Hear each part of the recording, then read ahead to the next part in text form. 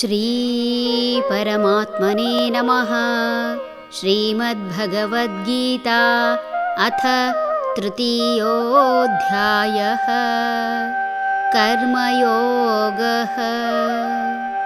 ಉತ್ಸೀದೇಯುರಿಮೇ ಲೋಕಾಃ ನ ಕುರ್ಯಾಂ ಕರ್ಮ ಚೇದಹಂ ಸಂಕರಸ್ಯ ಚ ಕರ್ತಾ ಸ್ಯಾಂ ಉಪಹನ್ಯಾಮಿ ಮಾ ಪ್ರಜಾಃ. ನಾನು ಕರ್ಮವನ್ನು ಮಾಡದೇ ಇದ್ದರೆ ಈ ಜನರು ನಾಶವಾಗುವರು. ನಾನೇ ಈ ವರ್ಣಸಂಕರಕ್ಕೆ ಕಾರಣವಾಗುವೆನು. ಈ ಜನರನ್ನು ನಾನೇ ನಾಶ ಮಾಡಿದಂತಾಗುವುದು.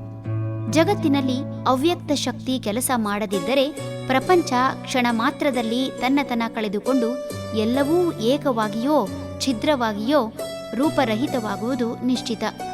ಒಂದು ಜೀವಿಯಲ್ಲಿ ಅಥವಾ ವಸ್ತುವಿನಲ್ಲಿ ಇರುವ ಅವ್ಯಕ್ತ ಶಕ್ತಿ ಒಂದರಿಂದ ಬೇರೆಯಾಗಿ ತೋರಿಸಲು ಸಾಧ್ಯ.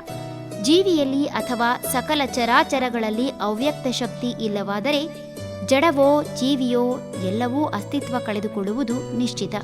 ಭಗವಂತ ಅವ್ಯಕ್ತ ಶಕ್ತಿ, ಬರಿಗಣ್ಣಿಗೆ ಕಾಣದ ರೂಪ, ರಸ, ಗಂಧ ಯಾವುದೂ ಅಲ್ಲದ, ಆದರೆ ಇವೆಲ್ಲದರ ಇರುವಿಕೆಗೆ ಕಾರಣವಾಗಿರುವ, ಇವೆಲ್ಲವನ್ನೂ ಆವರಿಸಿರುವ ಶಕ್ತಿ. ಇಂತಹ ಶಕ್ತಿ ಕೆಲಸ ಮಾಡದಿದ್ದರೆ ಆಗಬಹುದಾದ ಅನಾಹುತಗಳನ್ನು ವಿವರಿಸಲ ಸಾಧ್ಯ. ಜಗತ್ತಿನಲ್ಲಿ ಹೆಣ್ಣು ಗಂಡು ಭೇದ ಸೃಷ್ಟಿಯ ಕಾರಣಕ್ಕಾಗಿಯೇ ಇರುವುದು ಎಲ್ಲರಿಗೂ ತಿಳಿದದ್ದೇ.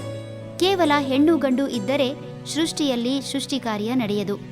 ಭಗವಂತ ಹೆಣ್ಣು ಗಂಡು ಸೃಷ್ಟಿಸಿ ಕಾಲಕಾಲಕ್ಕೆ ಸೃಷ್ಟಿಗೆ ಪೂರಕವಾಗಿ ಕೆಲಸ ಮಾಡಲು ಇಂದ್ರಿಯದಲ್ಲಿ ಮನಸ್ಸು ನಾನು ಎನ್ನುವ ಭಗವಂತ ಅವರಿಗೆ ಆಸೆ ಆಕಾಂಕ್ಷೆ ಕೊಟ್ಟರೆ ಮಾತ್ರ ಸರಿಯಾದ ಸಮಯದಲ್ಲಿ ಸರಿಯಾದ ತೀರ್ಮಾನ ಕೈಗೊಂಡು ಉತ್ತಮ ಸಮಾಜಕ್ಕಾಗಿ ಮದುವೆ ಎಂಬ ಸಂಸ್ಕಾರದ ಮೂಲಕ ಹಿರಿಯರ ಆಶೀರ್ವಾದ ಹಾಗೂ ಅನುಮತಿ ಪಡೆದು ಪ್ರಣಯದ ಮೂಲಕ ಪ್ರಜೋತ್ಪತ್ತಿ ಮಾಡುತ್ತಾರೆ.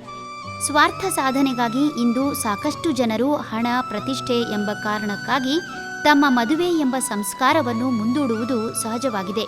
ನಿರ್ದಿಷ್ಟ ವಯಸ್ಸಿನ ನಂತರ ಗರ್ಭಧಾರಣೆ ಮಾಡಿದರೆ ಹುಟ್ಟುವ ಮಕ್ಕಳು ಅಂಗವೈಕಲ್ಯವೋ ಬುದ್ಧಿಮಾಂದ್ಯವೋ ಆಗುತ್ತಾರೆ ಎಂದು ತಿಳಿಸುವ ವಿಜ್ಞಾನದ ವಿದ್ಯಾರ್ಥಿಗಳೇ ವಯಸ್ಸಲ್ಲದ ವಯಸ್ಸಿನಲ್ಲಿ ಮದುವೆ ಮಾಡಿಕೊಂಡರೆ ಆರೋಗ್ಯವಂತ ಸಮಾಜ ಹೇಗೆ ನಿರ್ಮಾಣವಾದೀತು?